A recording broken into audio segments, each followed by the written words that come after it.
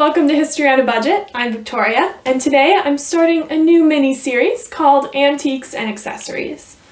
One of the things that I've found that just makes your costume really feel like you just stepped out of that time period is the things you use as accessories or props in your photos that are actually kind of period appropriate. So I'm just sharing a few of the fun finds that I've either inherited or found at garage sales. Each video is just going to be a little short, bite-sized segment where we look at something fun and talk about it.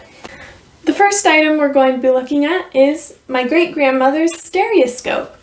Stereoscopes were really popular in the Victorian times, and it even went on into Edwardian.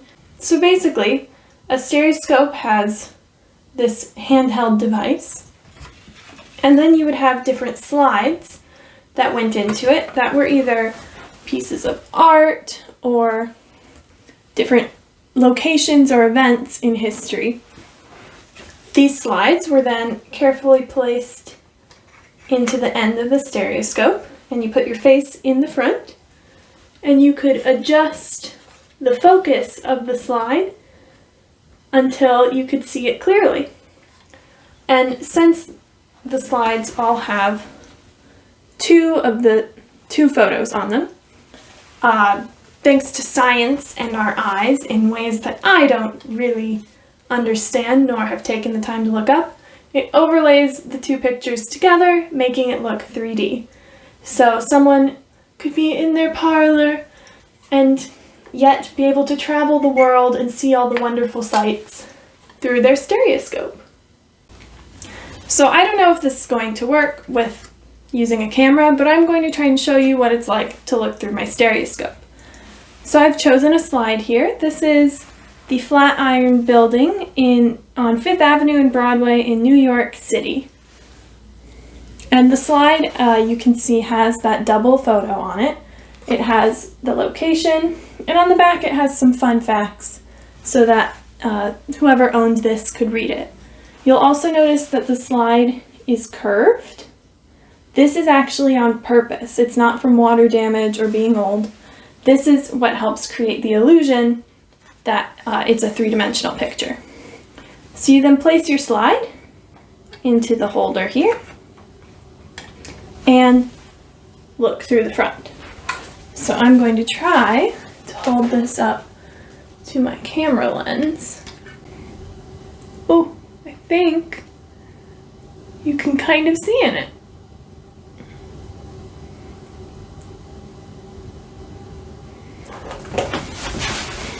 Obviously, looking through a camera lens isn't going to quite be the same effect as using your two eyes, as that's what it's designed for, but that gives you a vague idea.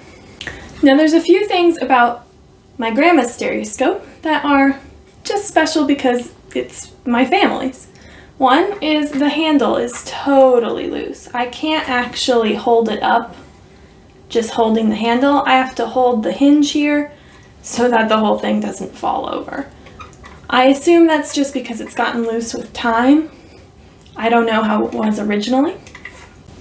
The bottom of my stereoscope has a date printed onto it, or imprinted in the wood, which is April 12th, 04. Now we can assume that that's 1904, since my mother played with this at my great-grandmother's house when she was a kid. And that was before 2004.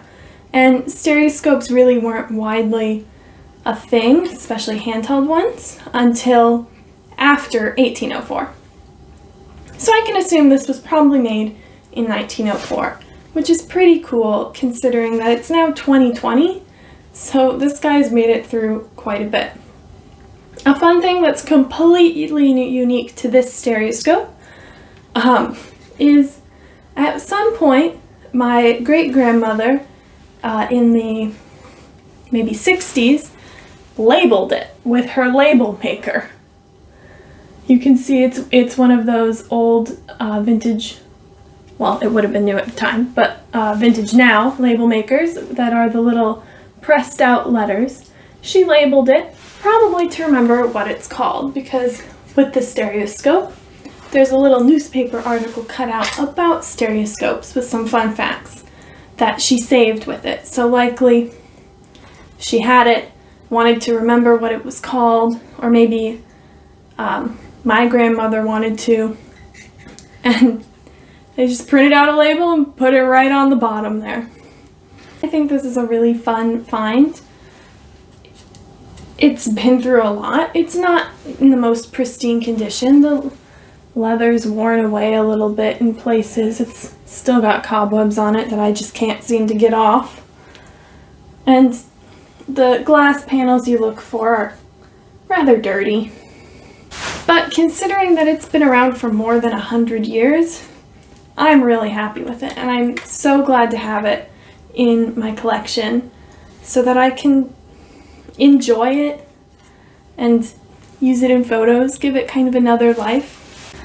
The other thing that makes it fun is I have so many Stereoscope slides. They're so weird, some of them. This one is of ostriches. You know, this one is of the Arctic, or climbing Mount Everest, I think. So it was really a way that people got a snapshot of the world and faraway exotic places that they'd never been before. And now it's a great snapshot back in time to see these photos from the time of things that people decided were interesting or important that they wanted to see. Anyway, I hope you enjoyed the first episode of this mini-series, Antiques and Accessories, and maybe learned a little something about stereoscopes today. If you want to see more cool antique-y things, go ahead and like, comment, subscribe, all that. If you want to see historical costuming stuff, like, comment, subscribe, all that, and I'll see you next time.